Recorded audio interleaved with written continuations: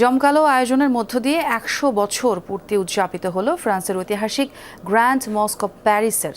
প্রথম বিশ্বযুদ্ধে ফ্রান্সের হয়ে জীবন উৎসর্গকারী মুসলিম সেনাদের স্মরণে নির্মিত হয় ঐতিহাসিক মসজিদটি।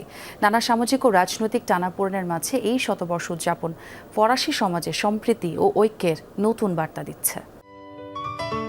সিলন টি রপ্তানিতে শীর্ষে।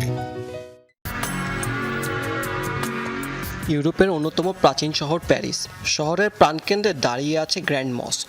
১০০ বছর পূর্ণ করল এই স্থাপত্যটি।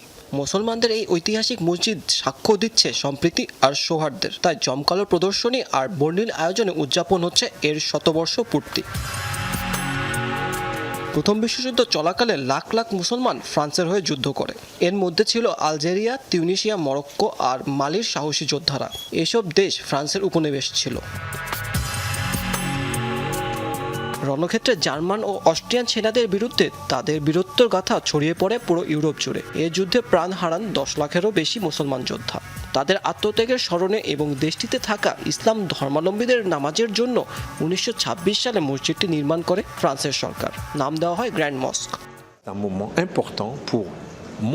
১৯২৬ সালে ফরাসি প্রজাতন্ত্রের সদর দরজা দিয়েই ইসলামের প্রবেশ ঘটেছিল।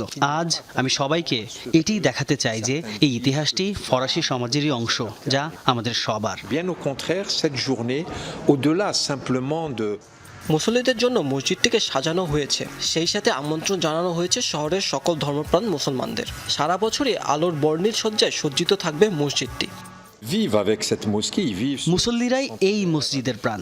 শতবর্ষের এই আনন্দ ভাগ করে নিতে আজ আমরা তাদের আমন্ত্রণ জানিয়েছি। এটি তো কেবল প্রথম শতাব্দী। আমাদের এই ঐতিহ্যবাহী প্রতিষ্ঠানটি যেন আগামী শত শত বছর টিকে থাকে, আজ এই দোয়াই করি। শতবর্ষ উপলক্ষে মসজিদে এসেছিলেন প্যারিসের গির্জার প্রধান ধর্মযাজক। এছাড়াও ছিলেন শহরটির মেয়র আর ইউরোপীয় নেতারা। এ সময় পারস্পরিক ধর্মীয় শ্রদ্ধা ও সম্প্রীতি বজায় রেখে একটি সুন্দর ভবিষ্যৎ গড়ার আশাবাদ ব্যক্ত করেন তারা। ফ্রান্সে বর্তমান ইউরোপীয় ইউনিয়নের মধ্যে সবচেয়ে বড় মুসলিম জনগোষ্ঠীর আবাসস্থল। দেশটির মোট জনসংখ্যার প্রায় ১০% মুসলিম। মাহমুদ সাকিব, যমুনা নিউজ।